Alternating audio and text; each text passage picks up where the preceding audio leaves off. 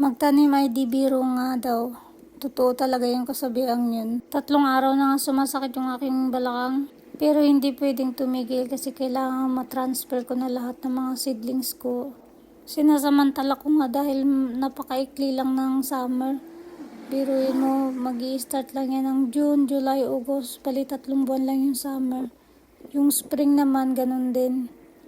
After nyan, fall season na naman at winter at mahaba-haba na naman yung hihintayin bago makapagtanim uli.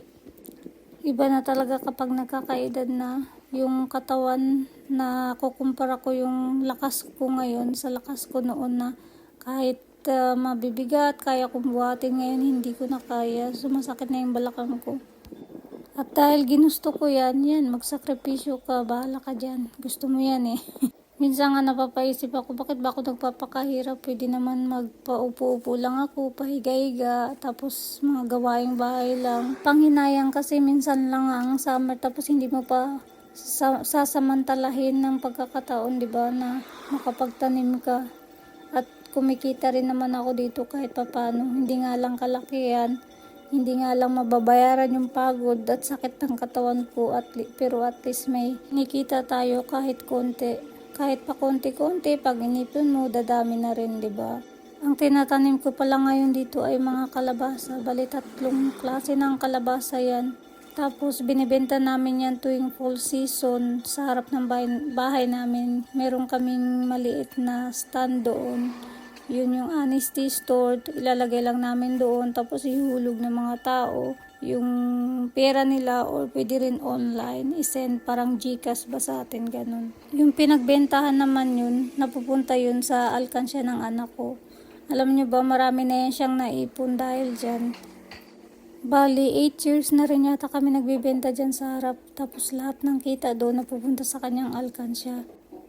At tinideposit naman namin sa kanyang bank account. Yung mga bata pala dito, meron yan sila mga bank account. Kasi doon nilalagay yung mga perang natatanggap nila pag birthday or kung may mga regalo sa kanila.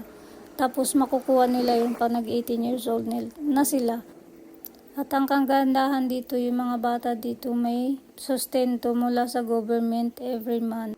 Yes, every month may nakukuha kaming pera para sa bata. Depende yan kung ilan yung anak mo. Kung 2 anak mo, hindi marami kang makukuha. Kung 10 yung anak mo, hindi mas malaki. Ganun. Pero yung mga tao dito tipid mag-anak, lalo na yung mga Swiss. Kukunti lang yung mga anak nila. Karaniwan mga 2, 3 lang. Kung may 4 na anak o 5, bibihira lang yan. Yung mga may nag-aanak ng ganyan sa mga Swiss. Karaniwan talaga 1, 2, 3, ganyan lang yung mga anak nila. So ayan, natapos na tayo. Nagdidilig na lang ako. Ang susunod ko namang itatanim dyan ay mga pipino. Hinihintay ko na lang maging stable talaga yung weather para tuloy-tuloy na. Kasi itong mga kalabasa medyo mas malakas pagdating sa sa lamig. Yung mga pipino kasi natest ko na yan. Pag medyo maaga pa at medyo malamig pa talaga sa gabi, parang nababansot sila. Kaya hinihintay ko muna talagang stable na talaga yung weather bago ko sila itanim sa labas. So yun lang. Thank you for watching.